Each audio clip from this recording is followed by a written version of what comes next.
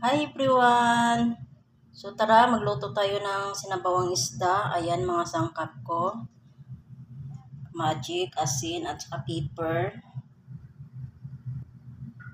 So ito naman yung isda, dalawang ulo at saka dalawang tiyan ng isda.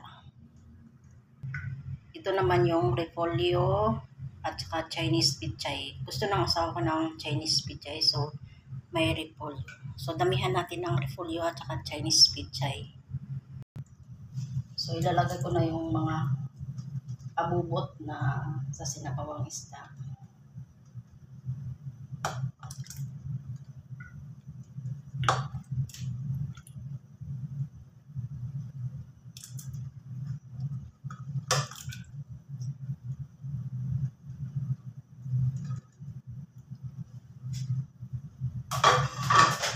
Pakukuluan ko lang siya ng mga 15 minutes para lalabas na yung lasa ng mga kamatis, bombay, bawang, bombay at saka yung sili, lalo na yung lemongrass. Kasi yung lemongrass dito hindi siya masyado maamoy. So papakuluan natin ng 15 minutes. So ayan guys, kumulo na siya. Umamoy na yung mga aroma. Ang tawag nun, aroma. Umamoy na po yung lemongrass. Ilalagay ko na po yung ulo. At saka tiyan.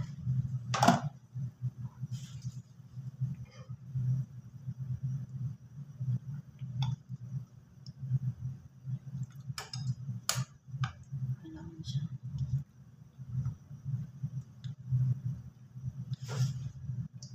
Masarap siya pag yung maliit na isda ng ganitong isda. Hindi ko siya kilalang isda. So, malaki yung nabili namin kagabi. Walang maliit. May maliit siya, pero hindi bago.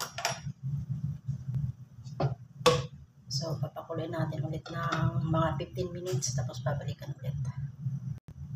So, lagyan na natin ng kumulo na siya. Lalagyan ko na po siya ng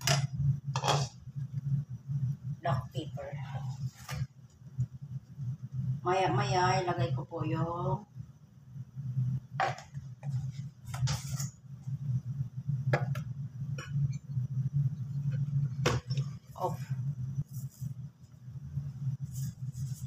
asin.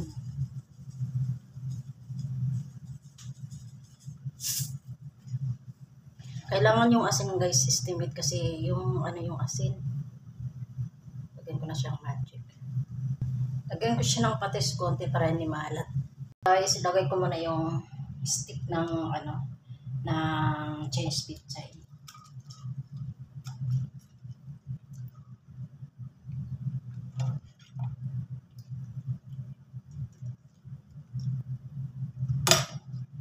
Ilalagay ko na po yung Chinese pichay at saka yung ng tawag ng pichay.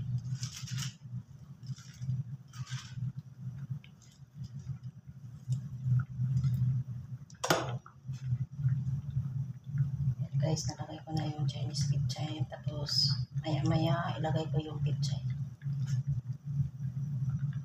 Ilalagay ko na din yung pichay.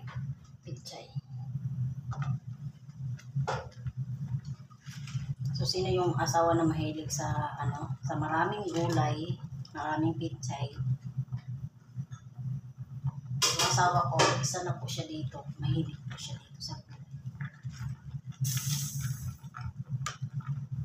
Bihira lang kami ng maggulay ng Chinese pizza at saka Chinese kasi bihira naman itong dumating sa market.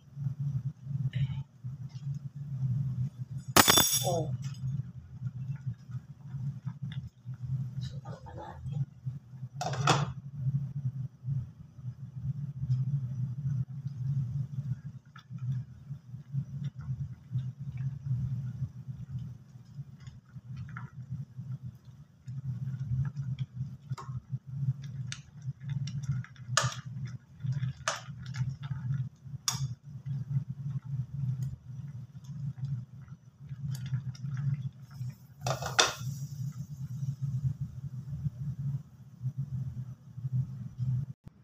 So, tapos na yung luto ko.